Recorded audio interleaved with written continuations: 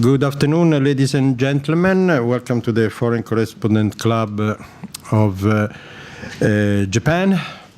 My name is Pio D'Emilia. I'm today moderating this very important press conference, I suppose. We are very sorry that not so many colleagues are attending this because this is a very important day. We all hope that it's not going to be a day of sorrow from now on, but chances are all there. As you know, Mr. Trump, the President of the United States, has decided to recognize Jerusalem as the capital of Israel without even distinguishing between East and West, if I'm right. And as you may imagine, this is going to spark a lot of connected reactions all over the world. Our friend Ambassador Waleed Ali Siam is not a newcomer to the club, so I don't think we should waste any time in introducing him. I think the reason why he requested this press conference is because he wants to clarify what is the position of the Palestinian Authority, and if there is any reaction of the Japanese government to this decision. So without any delay, I would certainly give the microphone to His Excellency Ambassador Waleed Ali Siam. Thank you, Mila. Thank you very much. I'm also a member of this club. Okay. Good afternoon, ladies and gentlemen, and thank you for coming on a short notice. My name is Waleed Siam. I'm the ambassador and representative of Palestine in Japan and in South Korea. I would like to speak about the decision of the President of the United States and some other information. First, I'd like to say that the state of Palestine expresses its adamant and unequivocal rejection of the announcement made by the United States President Donald Trump. The American administration recognition of Jerusalem as the capital of Israel is an act of hostility against the Palestinian people, their inalienable national rights. Further, the state of Palestine views this policy announcement as an assault on the spirit and the letter of international law, including the United Nations Charter, which does not accept the acquisition of territory by force, nor by the consequences that result from such illegal actions. It is also an assault on the spirit and the standing of Jerusalem as the city at the heart and the spiritual center of billions of people around the world. This announcement has no bearing on the legal standing of Jerusalem as an occupied Palestinian city, an integral part of the occupied territory, Palestinian territory. However, the political implications of this decision will stretch far beyond Palestine and the region. President Trump's announcement today rewards colonizations, grave violation of international law, and abject disregard of human rights. This American policy decision sends a dangerous message that threatens the international system and will undoubtedly encourage other actors that do not respect the international law to continue doing so. So because of stand of accountability, they will be rewarded. This decision threatens the international system as we know it, and as such, it threatens and destabilizes the world. The American administration has disqualified itself. Again, we could say that the American administration has disqualified itself from the role of the broker in the quest of peace in the region. Palestine regrets that with this position, the Trump administration has adopted a position that clearly attempts to preempt negotiation, which it should have started instead This step has derailed efforts to restart peace talks with the aim of reaching a just and a final solution for the conflict. In this regard, the State of Palestine reiterates that there is no peace without the establishment of a Palestinian state, and a Palestinian state cannot and will not be established without the East Jerusalem as its capital. And with this announcement, the President Donald Trump violates the Letter of Assurance of 1993 and numerous Security Council resolutions that do not recognize Israel's illegal occupation and annexation of East Jerusalem. More dangerously, the Trump administration illegally endorsed of Israel colonization threatens to ignite religious fervor and tensions and to introduce a false yet incendiary religious dimension to the conflict. This is especially dangerous and runs counter Palestinian position, which insists that this conflict is one about national rights and not religion. The State of Palestine appreciates the overwhelming support it has received from the state worldwide, who have openly and unequivocally opposed this American position. We call on all these states to rise to the occasion and take the practical steps to protect the two-state solution and the inalienable rights of the Palestinian people. It is time for the countries that oppose this dangerous development to stand on the right side of history and to recognize the State of Palestine in line with international law and reject any attempts to plunge the world in disorder and chaos. Ladies and gentlemen, today is a very sad day for the international system. Today is a very sad day for international law. Today is a very sad day for the Palestinian people. The American administration has made a decision to stand alone and on the wrong side of history and reward the colonizer. It must remain alone. Thus, again, transferring this political conflict into a religious one. Finally, the State of Palestine reaffirms its sovereign right to defend its people and national rights through all available legal and political means. Palestine cannot and will not surrender to realities dictated by brutal force and belligerence. Thank you very much.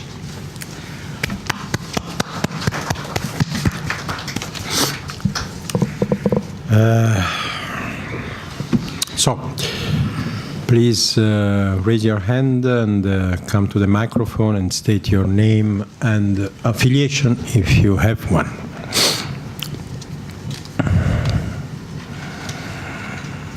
Okay, I'll do the first one. I'm not sure, I didn't check well the news until now, but do you have a official reaction from the Japanese government, as most of the European and other countries have done, some with much critical, some others a little bit more delicate, but even the Pope made a very strong statement. And what about the Japanese government, who has usually been, if there is one issue where the Japanese government is not always totally, on the same line of the US, it's the Middle East issue. Sure. Thank you. I think the Japan has spoken out loud in 2012 when it voted in the United Nations for Palestine to be an observer. And today, I think the Chief Cabinet Secretary, Soga-san, said that Japan supports a two-state solution to the Israeli-Palestinian conflict. And also he reiterated that the government of Japan position is that including the fate of Jerusalem should be resolved through negotiation between the two parties involved. And we appreciate the Japanese stand and with the Palestinians through all these years. Okay. Please come up with some questions. Okay, please.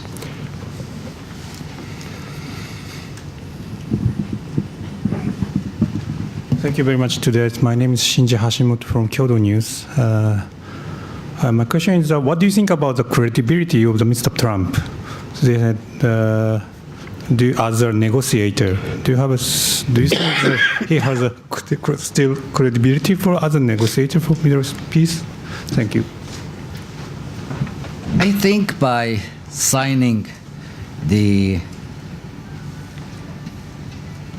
illegal paper that he signed yesterday, it has destroyed the United States' credibility on the international stage. And it has completely negative on the future of the peace talks and the United States as being an arbitrator. I don't think we believe that the United States is a neutral arbitrator anymore.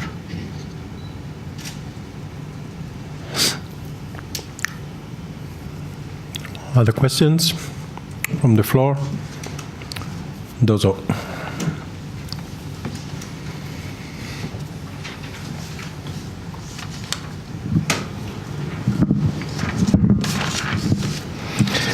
My name is Sri Krishna, freelance, known as a right-wing journalist.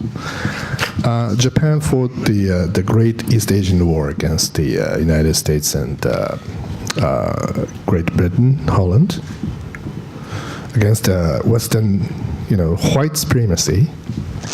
So I have a, sympathy to your state, but I have a lot of friends in America, and it seems, yeah, I understand, and it seems that it's not surprising at all for Jewish Christian state, America, to stand for the biblical, perception. And it is not the international standard, nor it is not par with other religious views. So, my question is, why do you think it's such a surprising and big deal for Donald Trump, the President of the United States, claiming that America is a Jewish Christian state and stand with that principle? Thank you. Jewish Christian. I can only say that the Palestinian-Israeli conflict through the years has not been based on religion at all. And to bring religion into this conflict, it's the way for Armageddon. Jerusalem is the home and holy for not only Muslims, Christians and Jews. So if one of these religions is going to claim the city, the other two religions have also claimed to that. So I believe that religion should be away from this conflict. Now, through the years, the United States policy has been that delayed the movement of the embassy from Tel Aviv to Jerusalem. Many presidents before that have refused to sign it. I think at this time, when we have been promised by the Trump administration that there will be a solution to the conflict, and now we get this as a slap in our face, and our trust in that administration is at its lowest at this time. And again, I have to re-say this, that this is not a religious conflict, and we will not allow it to be a religious conflict. Thank you. Peter?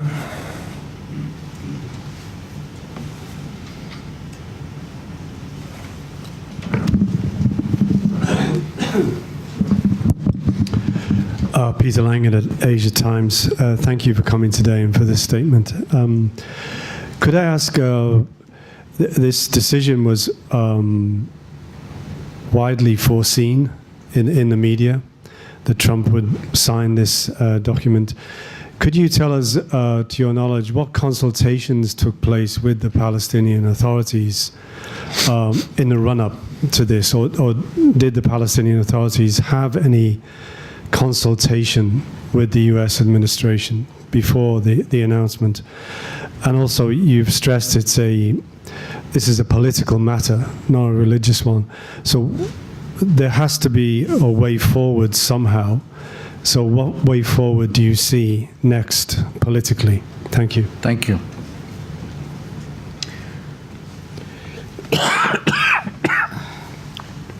We had our top negotiator, Saeb Erekat, in the United States, and we had other Palestinian politicians go to the United States for the past 2-3 weeks, speaking with the American administration. We had also visits from the American administration and meeting with our president. And we had many phone calls, and the Americans were putting on the table the deal of the century. And we were very shocked and surprised with this decision, because it was only told to us about maybe 72 hours to 48 hours before the decision was taken, when President Trump officially called President Abbas and told him that he will take that decision. I think we were shocked, surprised, and saddened at this decision. And we thought and we believed that the spirit of the letter of 1993 that Secretary Baker gave to the Palestinians, that the United States will not recognize Jerusalem as the capital of Israel, nor will it transfer its embassy from Tel Aviv to Jerusalem. And that was the assurance letter of 1993 until today. So with that spirit of letter, we believed in it. But apparently, that spirit of letter has decimated in the Trump administration, or in the past 1 week or 3 days. It's a sad day. It's a really sad day. Second part of the question was, I forgot. What was it? What's next? What's the next? Politically, what would be the next? I think politically, the first and the foremost, we call on the unification of the Palestinian people in Gaza and the West Bank, and for all political parties to unify. I think the second thing is to, after the unification, is to go for election. And since we are a democratic country, and we have elections, that we have to go for election for the president and for the parliament, and whoever wins at that time will have to deal with this problem. I think the election is the solution, one of it. Second, we still believe that there is a chance for peace. Don't forget that many people here equalize the Israelis and the Palestinians. We're not equal. Israel is the occupying force. Yeah, people forget that. They always believe, and they always say that Palestinians, it's the problem with the Palestinians, they don't want peace. The Palestinians, is this, the blame is always on the victim and not on the victimizer. Israel is, the reality of the matter, Israel is a military occupying force, illegally. United Nations resolutions, over 30 Security Council resolutions, over 70 general resolution. All of those resolutions ask Israel to withdraw from the occupied land of 1967. Also, 138 countries have recognized in 2012 the Palestinian state according to the United Nations Resolution 242, and has said that this is the state of Palestine, 1967 border with East Jerusalem, its capital.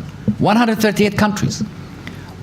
So Israel has been, since 1948 until today, has not complied with one UN resolution. Any other country that doesn't comply with UN resolution country, it will be punished. But Israel has been a renegade country that has not complied, has not respected international resolution, has not respected international law. And until today, we see that it doesn't. it has broken, the signature of President Trump has broken so many international law. It has also broken the Geneva Convention law that any occupation force cannot change the face of the place that they occupy. And today we see that Israel accepted it and the Americans have accepted it. Both countries that call for freedom, that call for democracy, that call for justice, they are doing the opposite. So we Palestinians believe that we have to coexist, and we have a lot of friends on the other side of Israel, and that we want the coexistence and we want the two-state solution. Because without the two-state solution, there is no peace in the area. Don't forget that the Palestinian, don't believe that the Palestinian would disappear. We are almost 12.5 million people. We will not disappear. We are not the Red Indians of America. We will not accept, and we will not accept at all to be put in a small Palestine to be in pieces, and then we are put into what they call reservations. And they say, this city is a reservation. We are not going to accept that. Palestine is going to be a state where the capital is Jerusalem. They like it or they don't like it. We have the international law on our side. We have the international community on our side. And we will work through political and peaceful resolutions.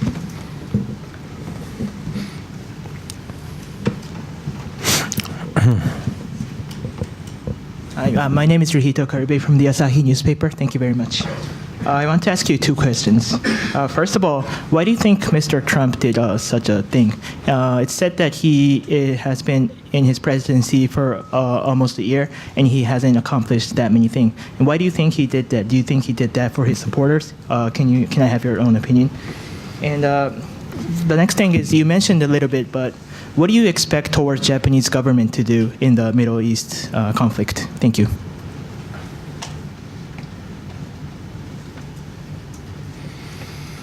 Well, I wish I was a mind reader. Then I would know what's going to happen in the future. I think even the top analysis and psychiatrists in the United States and psychologists does not know where Trump's mind is and what is it going to. And I'm not here to say what he's thinking or not, what he's not thinking. All I'm saying that his decision of signing this document is a grave against the international law, and it's illegal by international law. So you have to ask other people about what he thinks. As for Japan's conflict in the Middle East, I think Japan's stand in the Middle East is very clear through the years.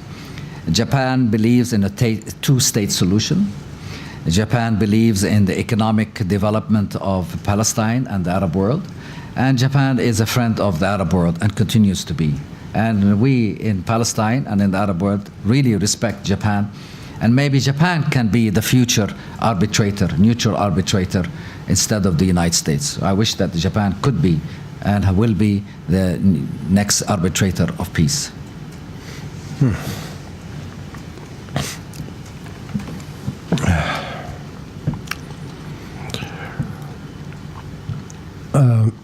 May I ask you another question? Sure.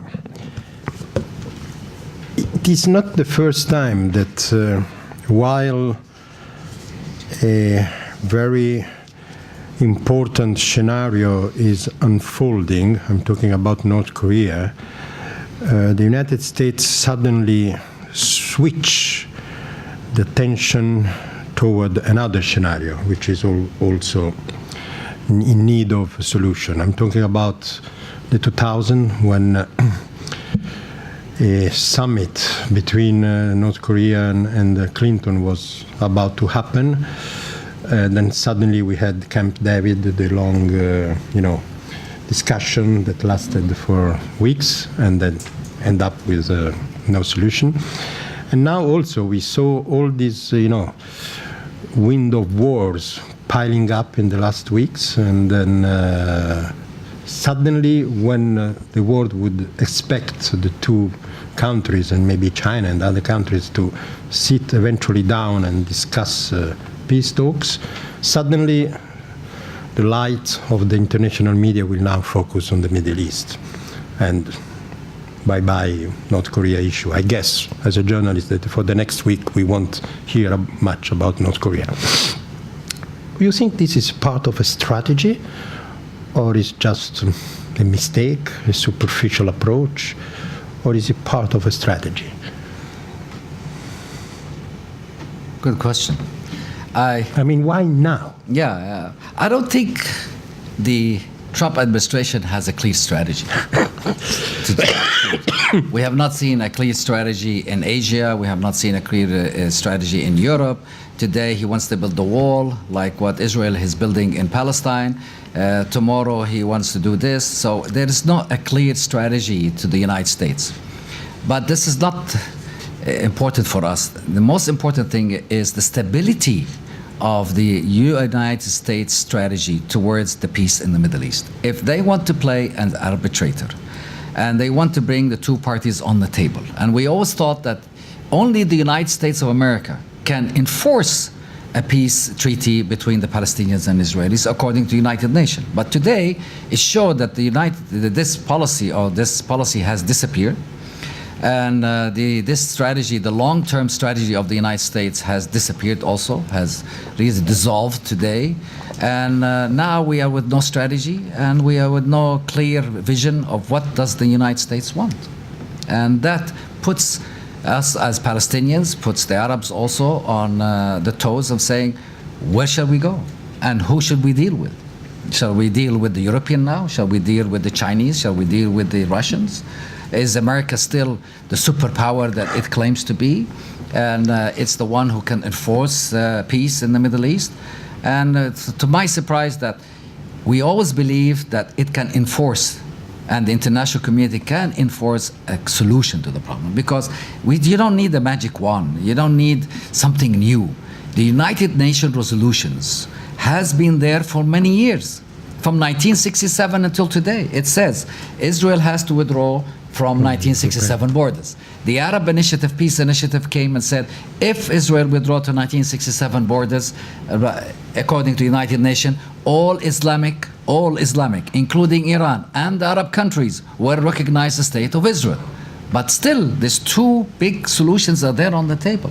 Yet the Israeli government chose to find a different venue. And the new administration decided to put a new strategy that we don't know about. Or maybe they're thinking of a third solution. But if many people have heard about the third solution, that they will add some land to Gaza and then we exchange land, this will not be accepted, not by us and not by the others who's going to give us the land. We will not take any other people's land. We want our own land.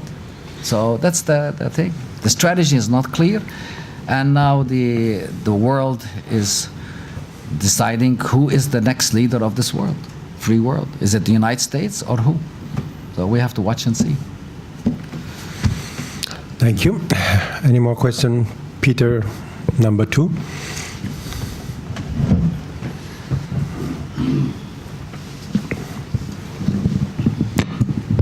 So just to follow up on your previous comment, so do you think then that this decision could actually be a unifying force amongst the different Palestinian groups, political parties, and so on?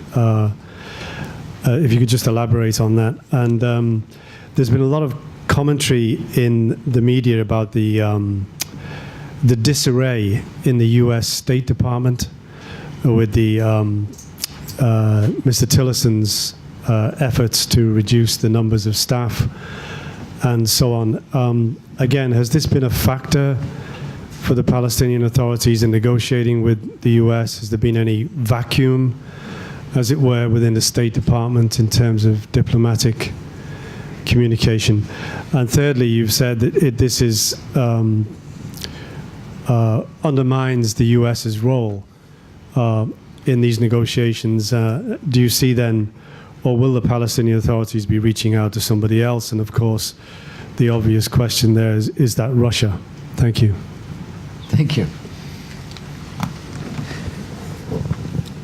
The unification of the Palestinian parties that has been ongoing for the past 2 months, I think it's very important that we unified, because the division and the fragmentation of the Palestinian society in the past has cost us a lot.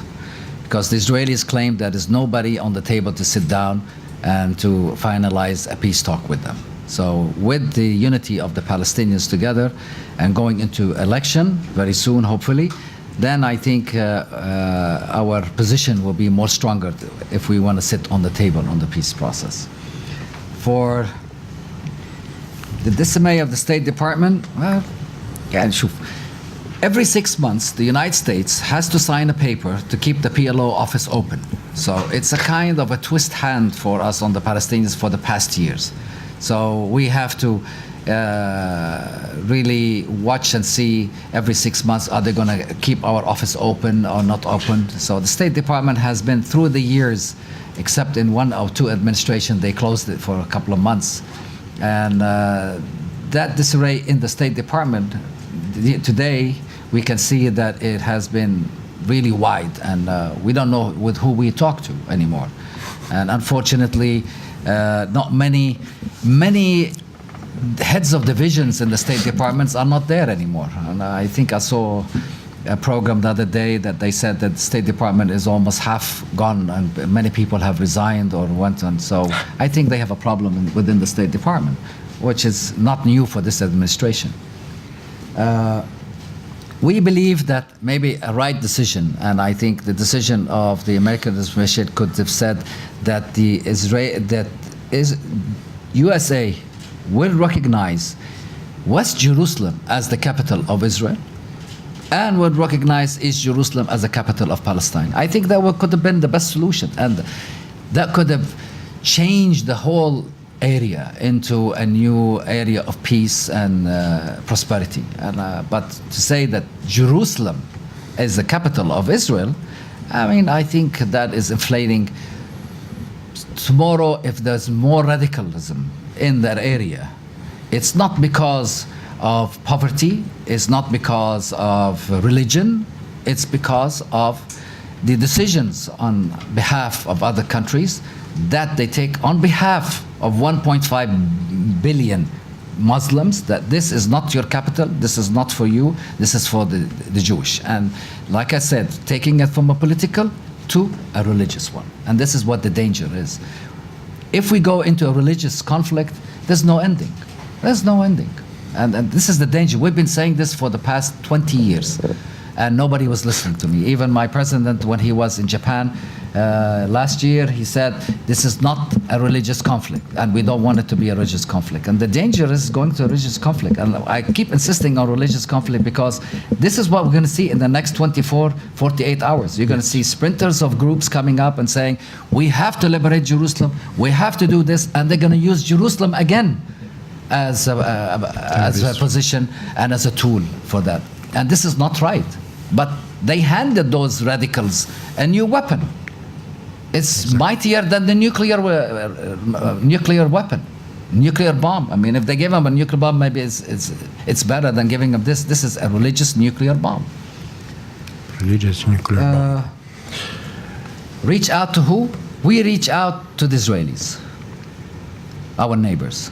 We reach out to the Arabs. We reach out to the Europeans, we reach out to the Americans, we reach out to everybody on this earth. We reach out for everybody. We want peace. We are exhausted.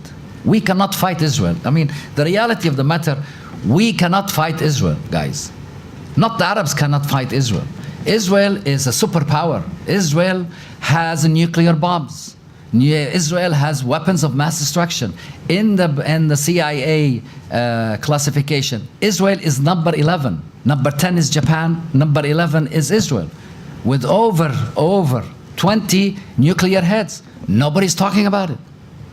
I don't see any Arab countries have that mighty power. And in the CIA list, Arab countries, I think it's on the 30, 40. So as an Arabs, to unite, to fight Israel, it's a myth that Israel has brought it up, that they have 22 Arab countries, that those countries are going to come and destroy Israel, and they're going to throw us in the sea. We did not destroy the Jews.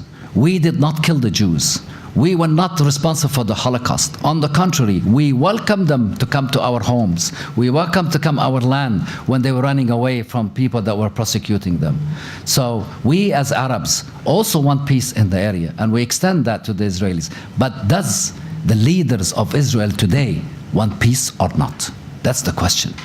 And what I see right now, that because of the right-wing government in Israel, and those governments that are expanding settlements on Palestinian land on a daily basis, and building the walls, and putting our people in jail, and etc., etc. I mean, I can go for hours in saying what was going on.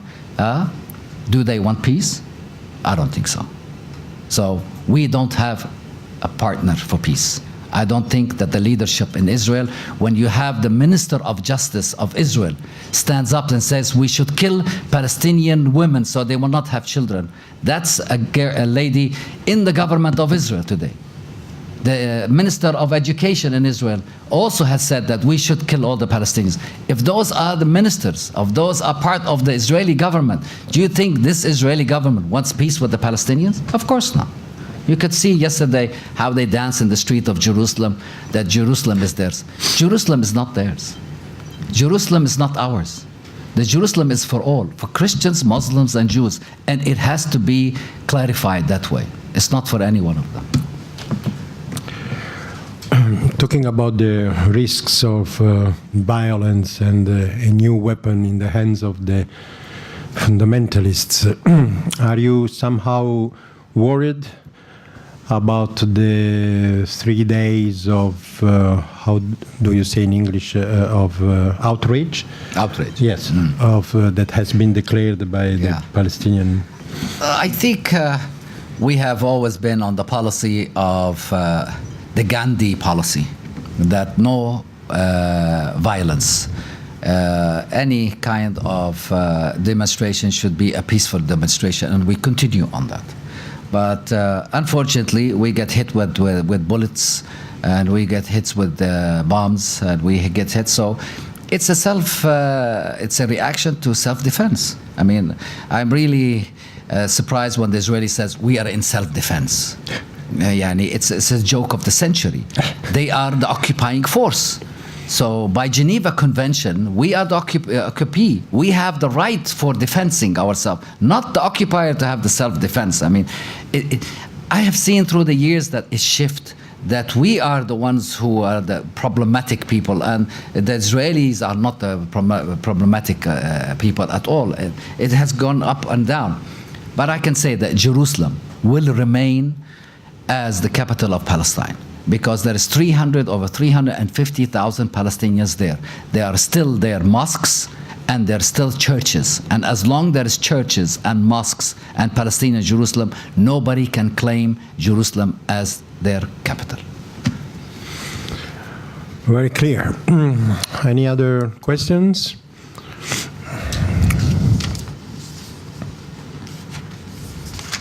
Dozo.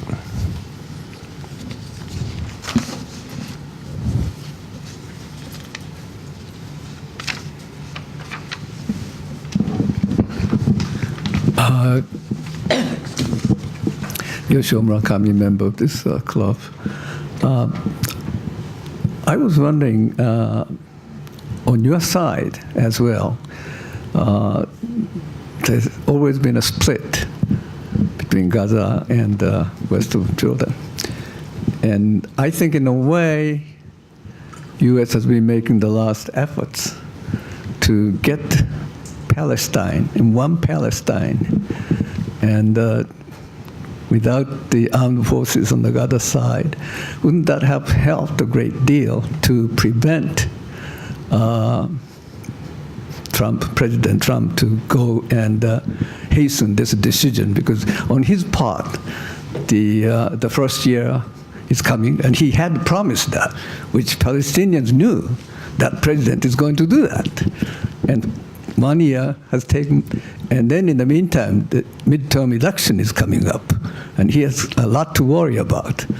And so your side's delaying, or you're compromising each other, in a way, look to the outsiders as hastened that decision.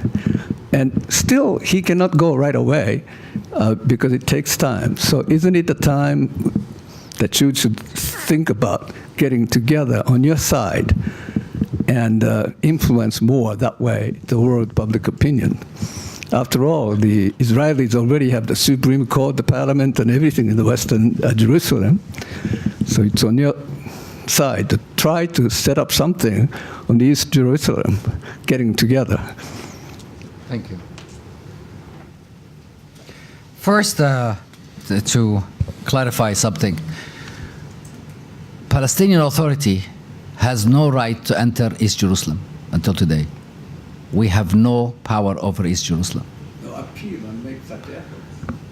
We have appealed for the past 20 years. I mean, bringing up that the split of the Palestinians right now, yes, we have a problem. But from 1994 until 2007, the Palestinians were unified. We had 2 presidential elections. We were sitting on the table and ready to compromise. Listen, we compromise on 78% of the land. 78%. From the historical 100, we compromised to take only 22% of the 100. 78% we compromised for peace. Land for peace. Peace for land. And since that day, 22% has gone down today to 8%. And the world has been watching and doing nothing. I don't see the international community coming and say Israel cannot build settlements on the Palestinian territories since 1995 until today. They have been expanding settlements in Ramallah, in Beit Lahem, and in all the Palestinian villages. All of this, of course, it has to agitate the people and agitate radicals and bring radicals up. And also the continuous of closure on the Palestinians. And also attacking the president itself. President Arafat was attacked in his office, and he was under seizure for many years. Where was the international community? Nobody came and talked to us. So it had reborn radicalism. It has reborn people that are against the peace process. And today, even though the Palestinians will reunite, we have different factions in it. Israel has so many factions in its government. And we Palestinians have so many factions in our government right now. When we had election in 2006, Hamas was elected as the government, democratically. What was the answer from the United States? We respect democracy, but we don't accept the result of this democracy. Come on, guys. I mean, again, you're asking us to, why doesn't the Palestinian do this? Why doesn't the Palestinian do that? Why don't you ask yourself the question the following? Why don't you put pressure on Israel to obey international law and to comply with the United Nations resolutions? It's simple. It's really 1 and 1 equal 2. But nobody has the guts to come and talk to Israel and say, stop your nuclear program. I didn't see any government in the world that said to the Israelis, do you have nuclear? Let us inspect the nuclear bombs. Do you have weapons of mass destruction? No country has said that. Why? Why does the international community is blind? Is blind towards Israel and open eyes against everybody else? That's one question. Second, this is an occupation. This is a 21st century occupation. 3 wars we have gone with Israel. They have destroyed 2/3 of Gaza. I didn't see the word crying. I didn't see the word crying. I didn't see the word coming and punishing Israel for not doing this 1 and 2, 1 and 1 and 1 and 1. But they punish North Korea, they punish Iraq, they punish Syria, they punish everybody else except Israel. The question is why? I'm asking. Please give me an answer. Why? This is a government that has not respected international law. And then they come to the United Nations and say, the United Nations is against Israel. It's against the United Nations illegally in 1948 partitioned Palestine. It does not have the authority to partition Palestine. It gave Israel a state. And it didn't give us a state. Today we have from the United Nations a state. But where? On where? If the international community and the countries and the people are going to look the other way, yeah, the Palestinian has to unite, the Palestinian has to do this, the Palestinian has to do that, and then maybe we can do that. No, it's enough. What can we do? I'm not giving away 22%. We're not going to give away a centimeter of Palestine. Finish. It's either us and only us on the Palestinian land. If anybody wants to come to Palestine and live with us, they can come and live with us like any immigrants wants to come and live with us. We are a country that we welcome Jews, Christians, and Muslims. In the PLO Constitution and in the Palestinian Constitution, it says clearly from 1965 until today, where Jews, Christians, and Muslims can live in peace on the land of Palestine. This is our constitution. What is the Israeli constitution? Israeli constitution says Israelis. First, they want us to recognize Israel as a Jewish state. Why? Why should I recognize Israel as a Jewish state? Go let the United Nations recognize you as a Jewish state, and then we will recognize you as a Jewish state. Now, yesterday he has the master to come and say, you have to recognize Jerusalem as the capital of Israel, or we will not sit down on you on the table. Jesus Christ, I mean, wow. What we should do? Shall we pack our stuff and go to Bangladesh or go to the moon? Or the Palestinians exist. Maybe we can join with the Rohingya. Maybe with the Rohingya. Huge, I was thinking the other day, Rohingyas and Palestinians and the Red Indians. Maybe this is each century we have victims of some place. But we Palestinians, we will always be there. We have been there through the centuries. If they say they have been there 3,000 years, I come from Canaan. I come from a village called Lifta. Today, Lifta still exists until today. It has been, UNESCO said, it is the oldest Canaan city, a village. It's been over 10,000 years. My ancestors have been there over 10,000 years. So before Abraham came, before God even thought about Abraham sending him to us, we were there and we will continue to be there. But we extend our hand to coexist with our neighbors. And without coexistence, there will be no two-state solution. And there will be no one-state solution. Well, sure. I think, yeah. Another question? Go ahead. People that has no cast question, please, has priority, okay? I had a chance to talk with the former New York Times bureau chief, Henry Scott Stokes, on a kind of taboo issue, which is that, I think I myself as a right-winger regard Tokyo trial as I think you stated this already twice. Invalid. We got that. Invalid trial, post-facto law. But Henry and I talked, and we came up with there's something beyond a value superior than the international law. Maybe manifest destiny, which is the Christian world has to be realized. I hate to talk about Christians and Muslims and Jews, because that's not the subject. The subject is a political conflict between us and the Israelis. It's a conflict of land. We have compromised on a 78% of the land, and we accepted an Oslo agreement of 22% of the land with East Jerusalem, and then we went to the United Nations and we got many resolutions saying that the Palestinian state is on the 1967 border with East Jerusalem at its capital. It's not religion. It's not Christianity. We Palestinians have not grown up to see Muslims, Christians, and Jews. We don't have that in our society. Actually, as an example, my mother's brother is married to a Jewish lady, and we never knew that she was Jewish until lately. We knew after that, because her kids were supposed to be Jewish. So we don't have that kind of indifference or difference in our society. The Palestinian society is built on the Christians, Muslims, and Jews together.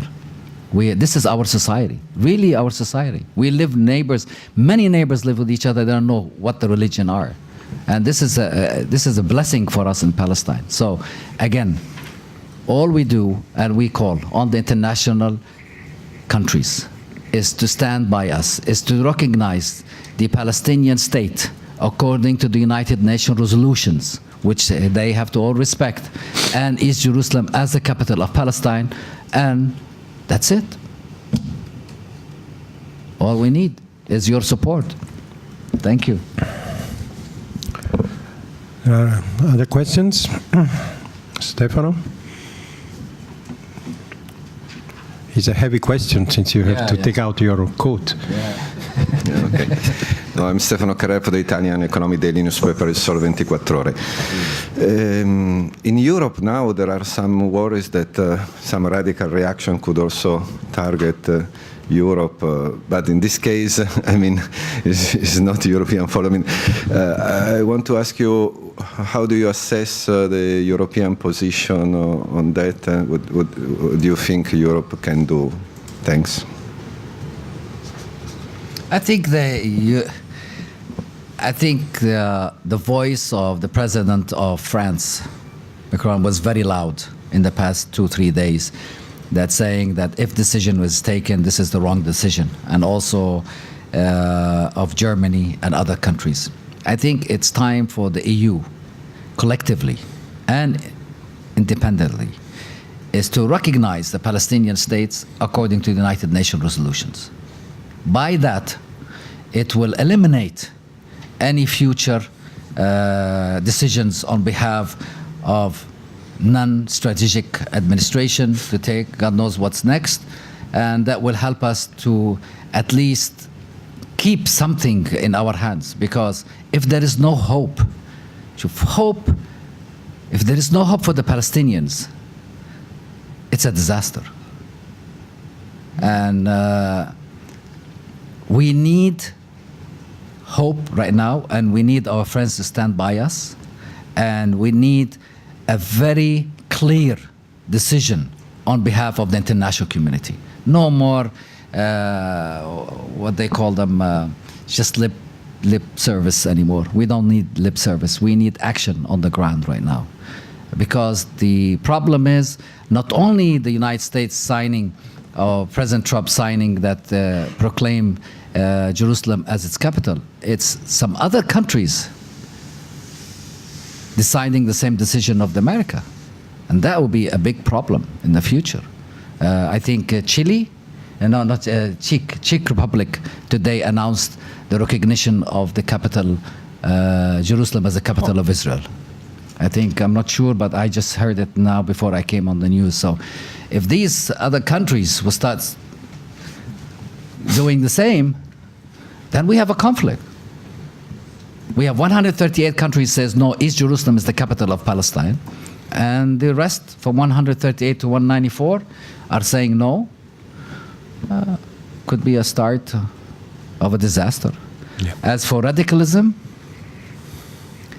I think, like I said previously, it's a present that was given last night to any radical group in the Middle East or around the world to use Jerusalem as its nuclear bomb, unfortunately, sadly. Okay, thank you so much. I think it's time to wrap up. Thank you, everybody, for attending. Thank you, Ambassador. Thank you. Usually we give a membership honorary, but you are already a member, so Thank you. let's... Thank you for everybody. Thank you very much.